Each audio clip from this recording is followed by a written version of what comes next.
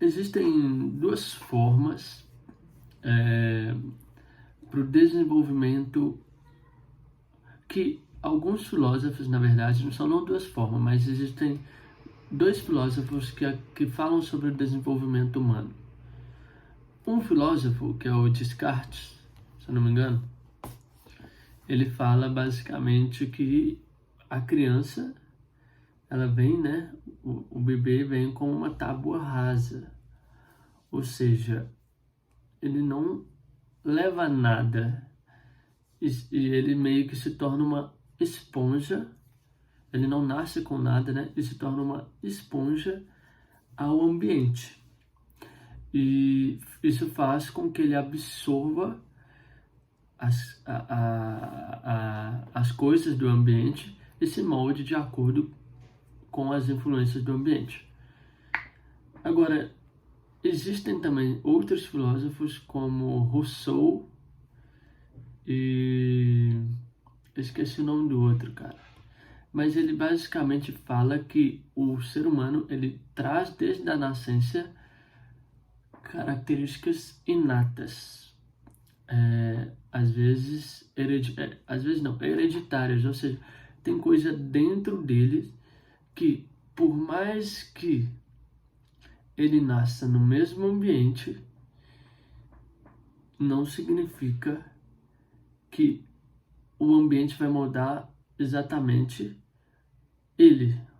Aí a gente vê isso em algumas situações, por exemplo, não é porque são gêmeos e esses gêmeos nasceram no mesmo ambiente, né, com o mesmo pai, com a mesma mãe, com a mesma casa.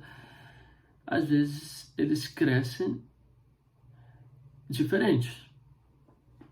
A maioria crescem diferentes, não vão ter personalidades iguais. Não vão ser todos iguais, né? A aparência física vai ser igual, mas eles não vão ser totalmente iguais. Aí a questão é, isso veio antes, ou seja, é uma coisa que é inata da pessoa e que com a maturação, ou seja, com as exposições, a experiência de como ele reage, isso vai se desenvolvendo, ou que realmente ele simplesmente só foi exposto a certas experiências diferentes, certas influências diferentes do irmão, o que é mais do irmão gêmeo, o que é mais difícil de acontecer, porque se eles são irmãos gêmeos, eles vão ter os mesmos ambientes, mas às vezes não podem ter os mesmos amigos, não vão ter o mesmo lugar na sala de aula, não vão conversar com as mesmas pessoas. Isso tudo influencia, se parar para pensar. Eu, sinceramente, acredito que a gente vem com uma folha em branco.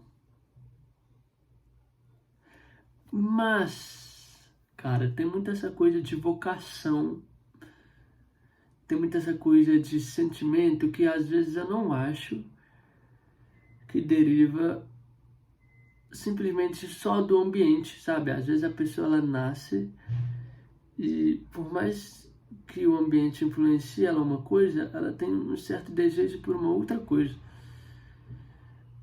Mas esse desejo pode ser criado também por fato, por exemplo, dela acessar redes sociais e ter contato com outro ambiente através das redes sociais, e isso ter gerado uma influência até mesmo no subconsciente dela, em que ela não percebeu. E aí ela se vê num ambiente tal, mas ela conheceu a realidade de outro ambiente, e aí ela se sentiu uma afinidade mais com uma outra coisa. Essa questão da afinidade me parece que é uma coisa que talvez deriva da essência da pessoa sem a influência do ambiente, sabe? Tem a questão também de pessoas trans, por exemplo, que relatam que sente esse sentimento de querer ser o outro gênero desde criança, desde pequenininha. Mas aí, você parar para pensar, às vezes a pessoa que nasceu menino, mas teve um pai em que ela não via como exemplo, em que ela não gostava do pai, e via a mãe, por exemplo, como exemplo, e assim como uma inspiração, ela acaba às vezes também por causa do ambiente, falando, nossa, meu pai é bosta, eu não quero ser meu pai, quero ser minha mãe, porque eu amo minha mãe é assim, tal, tal, e meu pai não, então eu quero... E aí isso pode gerar uma certa influência também na sexualidade. Isso falando da sexualidade, que para mim é um assunto bem polêmico, que assim, tem coisas que eu não concordo, mas eu sou uma pessoa muito mente aberta, muito tolerante. Mas é uma questão que a gente não tem como. Não é que não tem como, eu não fiz uma coisa aprofundada.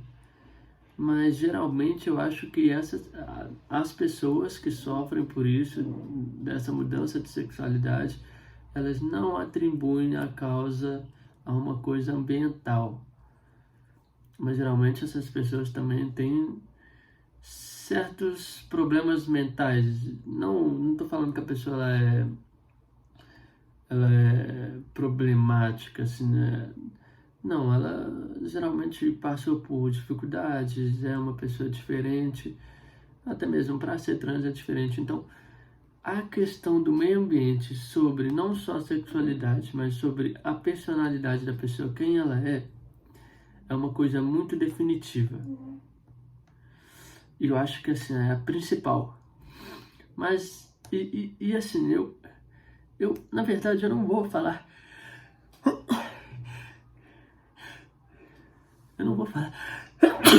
Eu não vou falar que o ser humano é uma tábua rasa, não. Acho que sim, de fato tem uma certa afinidade, mas uma certa coisa inata, mas é uma coisa assim que eu fico com o pé atrás, sabe?